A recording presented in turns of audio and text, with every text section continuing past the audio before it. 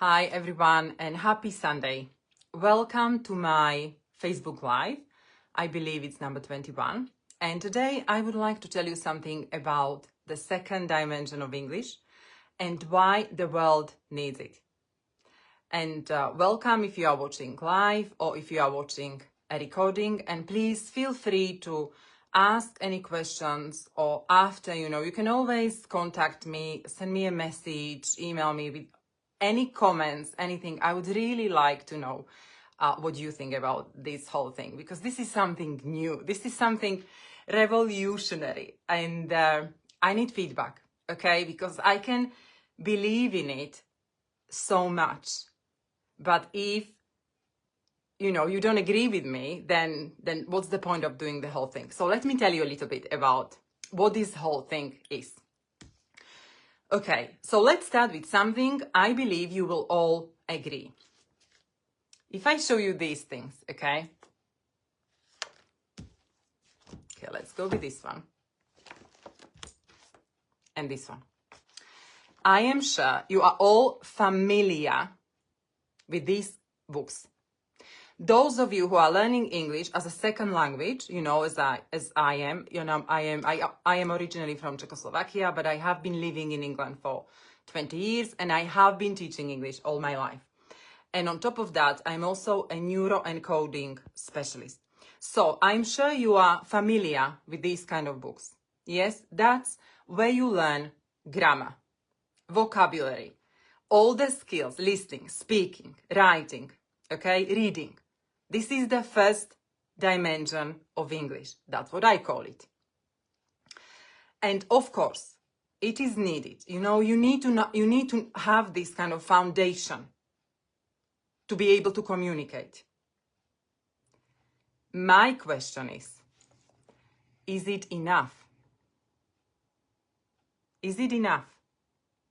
When you think about the world, when you think about the demands, when you think what's going on, is this first dimension enough? And let me ask you questions. Have you been in a situation where you froze? You couldn't answer the question. You knew the words in your head, you knew them, but you couldn't say them. Or, I don't know, maybe you were writing an email and you just didn't know how to write it, or you wanted to make a phone call and you were so scared. You had all these thoughts running in your head. You were in a Zoom call, you wanted to say something, you were so shy, blocked, that you said, no, I'm not going to say anything. And I know most of you will agree. I know it from my own experience, and I know it from the experience of my students. The first dimension of English is not enough. You need more. What is the second dimension of English? That's what I feel is what you need. Okay, let me back this up with some facts. Cambridge, one Cambridge organization said that 43% of people, advanced learners, don't understand real life conversations. 43%. We don't get it because there is a hidden layer in English, and I'll talk a little bit about it. I'm sure you are familiar with Duolingo. Apparently, 92% of users cannot lead effective communication. You lead, you learn the vocabulary and everything, but people cannot have effective communication.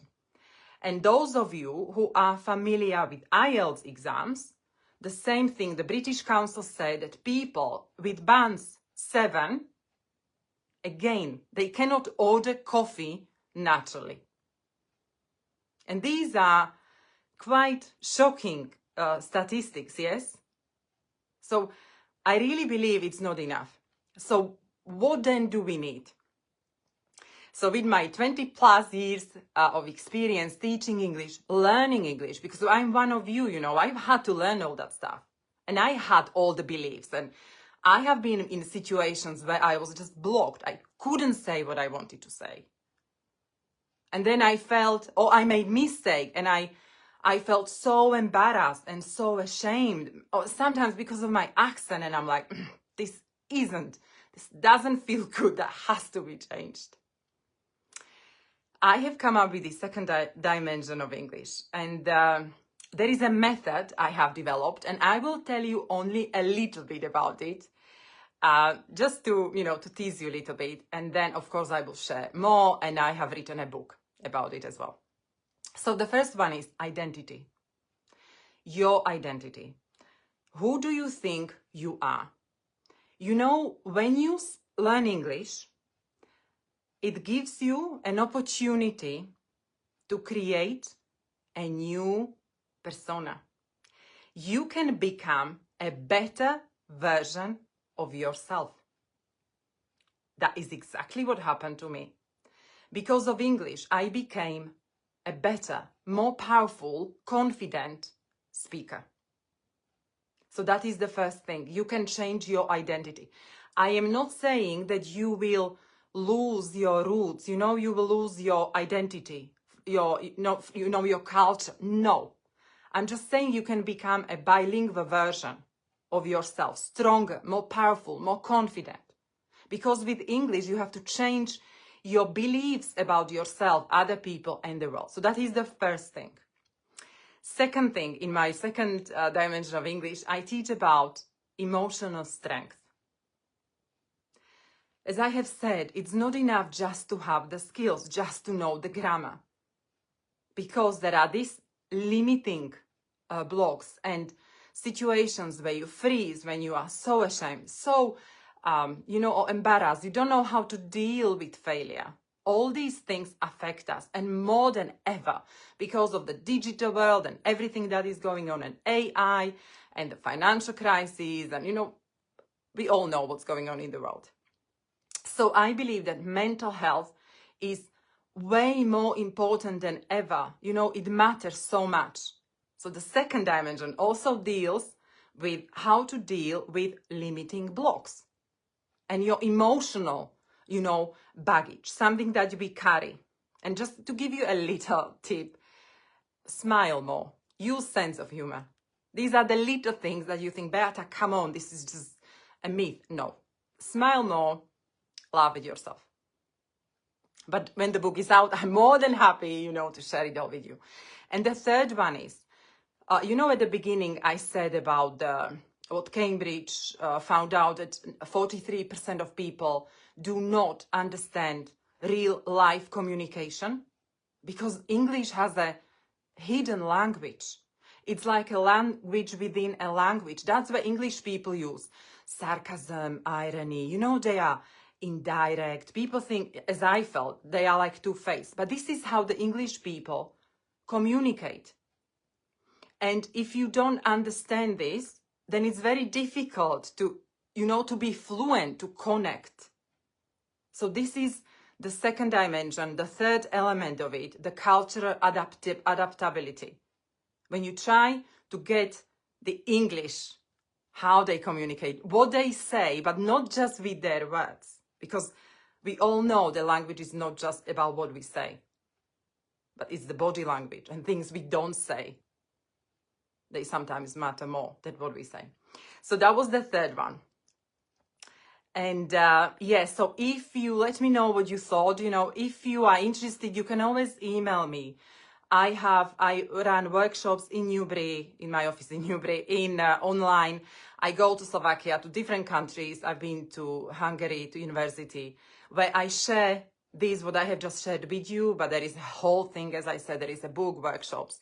So that was just a little bit about the introduction to what I call the second dimension of English. I hope you have found it useful. Let me know, contact me. I would be more than happy to share more or to know your feedback. And just to wrap it all up, because I'm going to teach soon, the first dimension prepares you for exams. The second dimension prepares you for life. The first dimension is all about grammar.